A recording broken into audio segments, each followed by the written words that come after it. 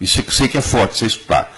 Toda pessoa que estiver fazendo suplementação de cálcio vai morrer mais cedo. Porque você toma o cálcio, ele vai para a coronária, ele vai para a carótida, ele vai para a aorta, ele calcifica e você morre. 7 anos a menos. Se você fizer suplementação com cálcio sozinho, você vai morrer 7 anos mais cedo. Falando em morrer mais cedo, doutor, essa questão da expectativa de vida no país atualmente, a tendência é o cidadão viver cada vez mais? Como é que está essa questão? Infelizmente, em 2005, o New England Journal of Medicine, que é o jornal médico de maior credibilidade no mundo, mostrou, pelo menos nos Estados Unidos, que a partir de toda criança que nascer, mas a partir de 2005, a tendência é viver menos que os pais. Porque eles fizeram um estudo na Universidade de San Diego, na Califórnia, no sangue de um cordão umbilical. E detectaram, um grupo de 10 pacientes, detectaram mais de 100 substâncias que não pertencem ao corpo humano, já no cordão umbilical do recém-nascido. Ou seja, nós estamos vivendo num mundo contaminado. O solo está contaminado, a água está contaminada, o ar está contaminado. Primeiro, eu gostaria de dizer que o Brasil não tem Ministério da Saúde. O Brasil tem Ministério da Doença. 85% da verba do SUS é gasta nos últimos 2 anos de vida do brasileiro. O cara vive errado a vida inteira, adoece, e lá no final o governo vai pagar a conta. E isso tem muito a ver com a alimentação. Hipócrates, o pai da medicina moderna, 400 anos antes de Cristo, dizia que o seu alimento seja o seu remédio e que o seu remédio seja o seu alimento. Só que, infelizmente, para começar, na faculdade de medicina, nós médicos não aprendemos sobre nutrição. Eu me lembro, eu fiz a Federal de Juiz de Fora aqui, eu sou daqui, nós fizemos 6 horas de aula sobre nutrição. 6 horas? 6 horas. Durante 6 anos, eu tive 6 horas de aula de nutrição. Então, o médico não sabe absolutamente nada sobre nutrição. E que você não sabe nem para ele, como é que ele vai saber para orientar os outros. Em 2003, foi publicado o Genoma Humano, um projeto que era para durar 25 anos, foi feito num tempo recorde de 13, e no Genoma Humano nós tivemos uma grande surpresa. Todo mundo apostava que nós íamos ter em torno de 140 mil genes, o ser humano. Qual não foi a surpresa? Quando o resultado saiu e mostrou que nós temos apenas 23 mil genes.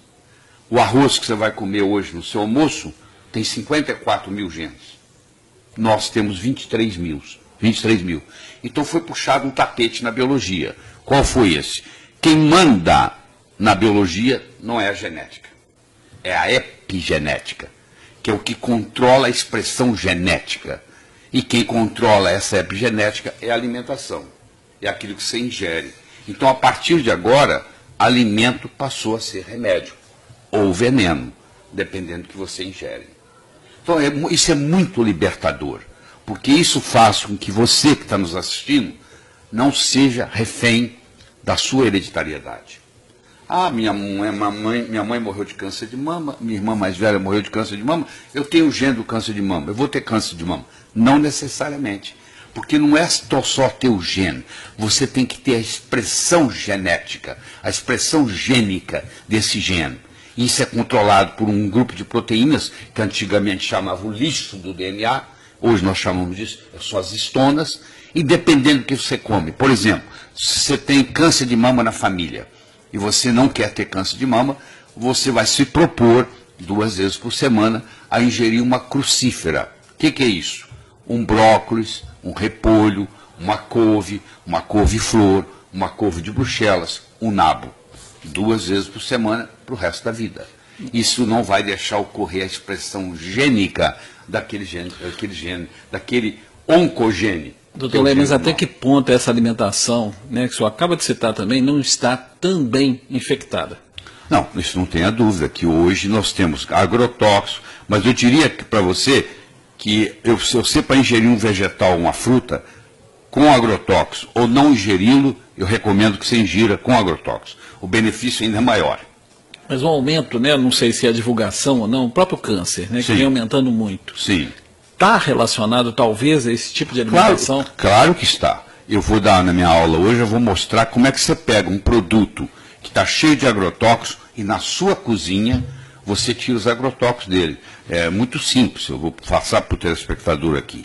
Você pega a tintura de iodo que você compra na esquina da farmácia da esquina, a 2%, você pega 5 ml, 5 cc por cada litro d'água, vamos supor que você pega uma bacia, coloca 2 litros d'água.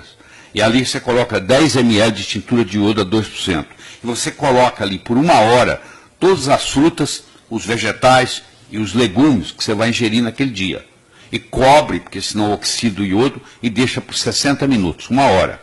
Depois de 1 hora, isso foi estudado, aquela água ali está cheia de agrotóxicos, porque o iodo tem a habilidade de quelar, de puxar o agrotóxico. Aí você joga aquela água fora, lava de novo as frutas, os vegetais e os legumes, e agora você tem na sua cozinha algo que você vai ingerir durante o dia que não tem agrotóxico. Doutor Lair, nós estamos com um problema sério na sociedade hoje, que é o problema da obesidade. Sim. O senhor acha que essa obesidade é a causa da maioria das doenças cardíacas e tudo mais?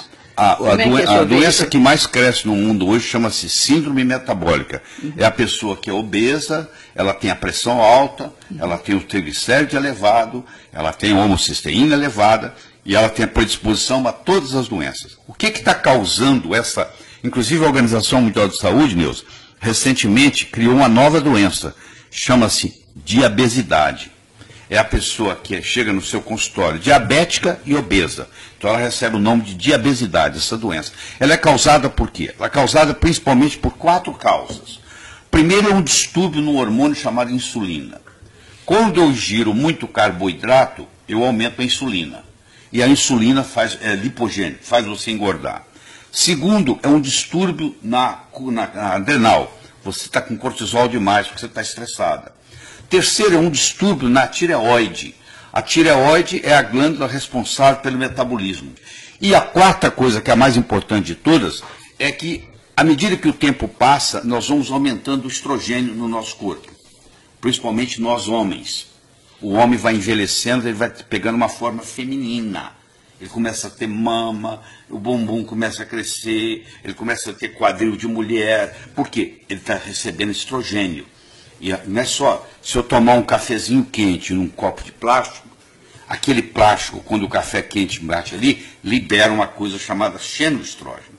Isso entra no meu corpo e vai ter uma atividade de estrogenicidade. Quando você soma o distúrbio da insulina, o distúrbio da adrenal, o distúrbio da tireoide não diagnosticada e a predominância estrogênica, você cria um ambiente chamado obesogênico, que gera obesidade. Então, esse ambiente obesogênico aumentou. E com isso, como os médicos não entendem essa dinâmica, eles falam assim, você vai fazer dieta. Tem os últimos 50 anos, os médicos, a medicina vem propondo, para você emagrecer, você tem que fazer dieta e fazer ginástica. E o povo só vem engordando. Você já percebeu isso? Só vem engordando. E sempre com aquela sensação de culpa. Eu que não estou fazendo. Sensação de culpa. Eu quero que você entenda que a obesidade é uma doença que tem que ser tratada. A dica, né? Qual é o alimento que a gente nunca deve consumir, não deve ser consumido, para a gente poder encerrar o assunto? O pão que nós comemos hoje não é o pão da época de Jesus. Nos últimos 50 anos, a concentração de glúten no pão, no trigo, aumentou 400%. Na minha casa, ninguém come pão. Eu sei que você escuta isso e fala, não é possível. É tão bom o pão. É bom sim. Ele tem caseomorfina, por isso que ele é bom. Ele é tão viciante quanto morfina. Se eu falar para você parar de comer pão, você vai falar, não consigo. A minha vida sem pão eu não consigo ver. Qualquer pão? Qualquer pão. É mesmo? Até esses de grãos, esses negócios? Quanto mais integral, pior. É mesmo? Acabou com o meu prazer. Deixa eu só dar a última mensagem. Se você não arrumar tempo para cuidar da sua saúde, um dia você terá que arrumar tempo para cuidar da sua doença.